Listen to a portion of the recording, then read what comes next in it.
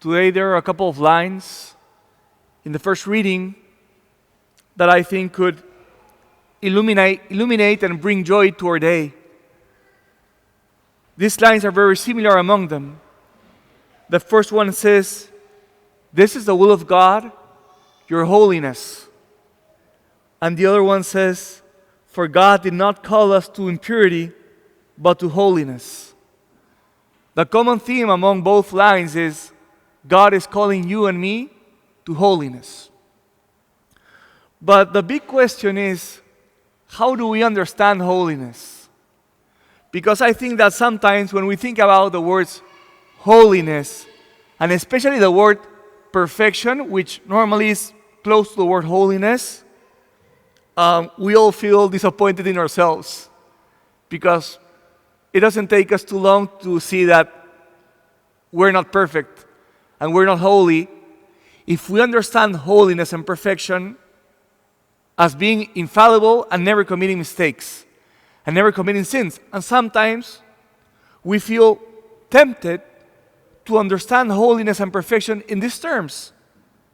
I think that maybe one of the reasons we feel tempted to understand holiness in this fashion is because of many books about the saints.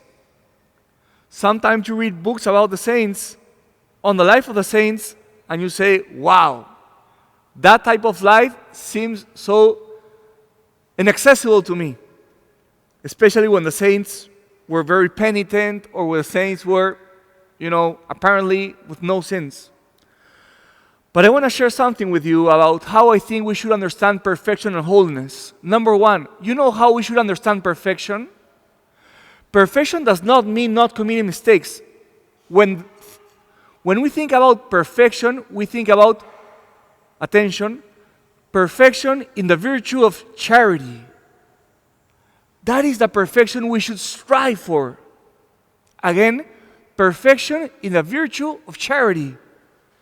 That means trying to live this virtue with the most intensity possible in loving God and loving our neighbor.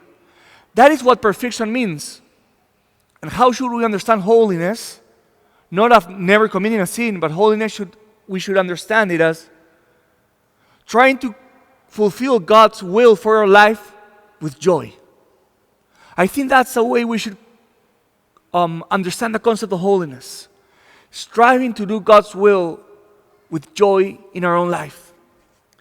So, I would encourage you, and I would encourage myself today, number one, to remind myself it's about the perfection of charity.